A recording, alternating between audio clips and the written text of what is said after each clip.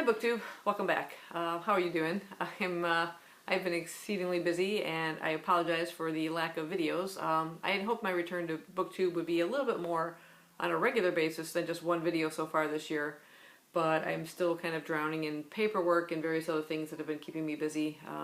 Plumbing problems, car problems, even Skippy has her own little plumbing issues, you might say.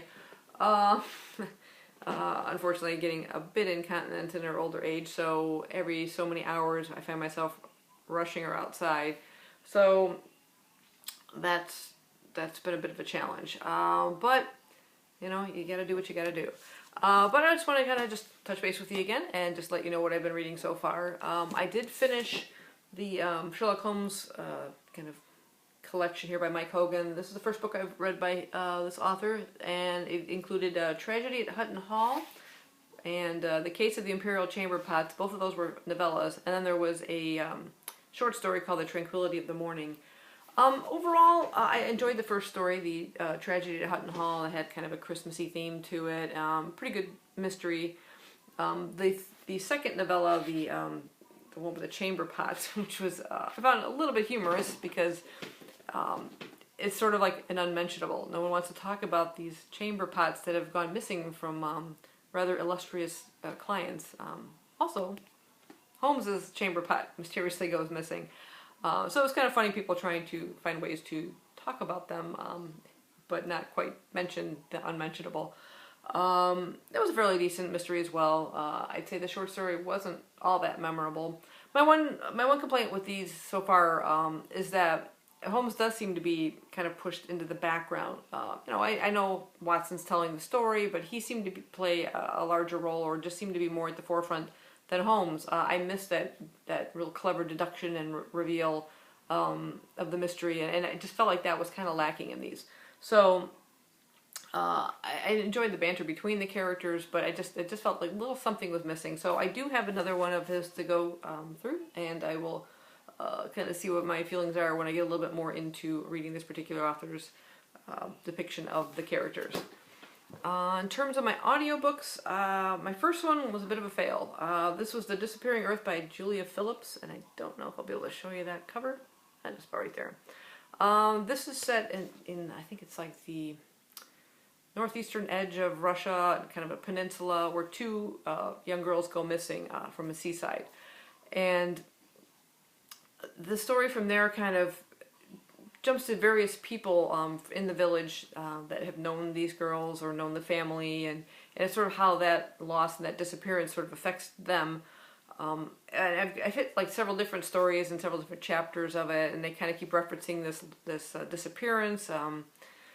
Nothing's really been discovered as to how they disappeared, and although as the reader you are well aware of what happened as the story unfolded in the beginning.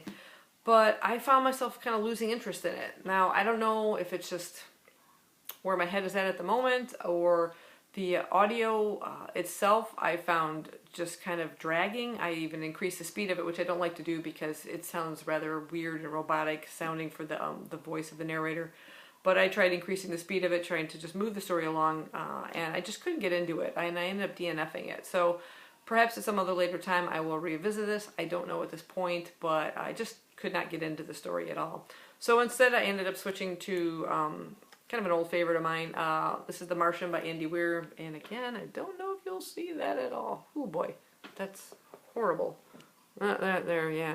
Unfortunately, this is the best lighting I can get too. That's another reason that filming is difficult, because by the time I get a chance to film and come home from work, it's already getting dark. I've got another winter storm coming.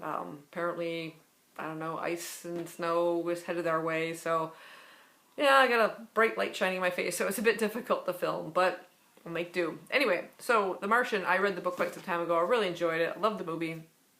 And I just recently saw it pop up on Audible with Will Wheaton as the narrator, and I love when he narrates books, so I went ahead and got it, and I am enjoying it quite a bit.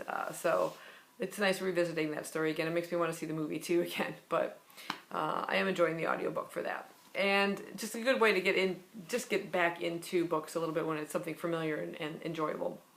And the other thing I picked up was just something I spotted at work, and I'm actually just borrowing this from work, so hence you'll see a price sticker on it. But this is the Bookshop of Yesterday is by Amy Meyerson. And, you know, the subject of a bookshop right away intrigued me. And when I started looking into it, I said, oh, there's a bit of a mystery here going on. So we have a young woman by the name of Miranda Brooks. She's about 28, as the story kind of opens. And she has just come into an inheritance from her Uncle Billy. She's now the owner of his bookshop, Prospero Books.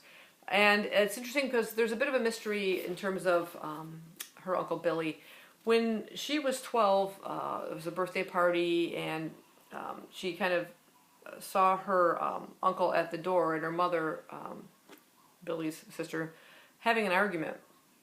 And there's apparently some secret that the mother's keeping from Miranda about Billy, and for some reason their relationship fell apart, and because of that she kind of lost touch with her uncle. So she doesn't know what caused this rift between the brother and sister, and even her father seems to know something, but she's been left out. She doesn't know what's going on.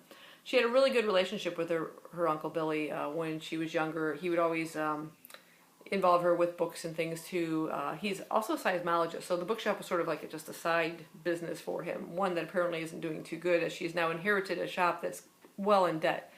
But they used to have this great relationship where he would leave her kind of riddles, clues, and things like that she would have to solve. Maybe for a birthday gift, she would have to kind of discern these riddles and what they meant and maybe what books they led to or whatever before she ended up getting her a present. And it was just something enjoyable that they both did. Well, he's now left her another mysterious riddle that she has to solve, and she's maybe wondering if that will kind of reveal what this break was within their relationship. I am about that far through page 128, and I'm really enjoying it so far. I'm curious as to what has been happening, and I like some of the things that have been revealed about Billy, and it's interesting how she has had no clue as to some of these things that have been going on. So really enjoyable. It was just, like I said, just a lucky find I happened to come across, and yeah, I hadn't heard anybody else talk about it. If you've read it, you know, just let me know what you thought about it down below. No spoilers, please. Does it sound interesting to you? It's like I said, it sounded interesting to me. I'm looking forward to reading kind of more books on bookshops and things like that, or stories taking place in bookstores. I haven't finished the Bruce Lee book by Matthew Polly. Hang on one second. Oops. It's actually holding up my light right now. But I was reading this for Nonfiction November. I haven't really felt like returning to it just yet. I'm looking for something a little bit more lighthearted, I guess, hence this book here, but I will probably return to that soon. And I'm kind of just looking through my bookshelves now and seeing what's there and what I might be interested in reading in the coming year. I might end up doing a video as to like some of the books I'd like to kind of make a TBR for the coming year. I don't generally do that anymore, or like specifically this month I'm going to read this or this month I'm going to read that, unless I'm participating in like a readathon or read-along. But I might want to just kind of plan the year just a little bit to maybe just reach certain titles that I'd like to get to. But anyway, that's what I'm doing so far. I hope I will return again sooner than I did for my last video. Let me know what you guys are reading down below, and I will see you next time. Bye-bye.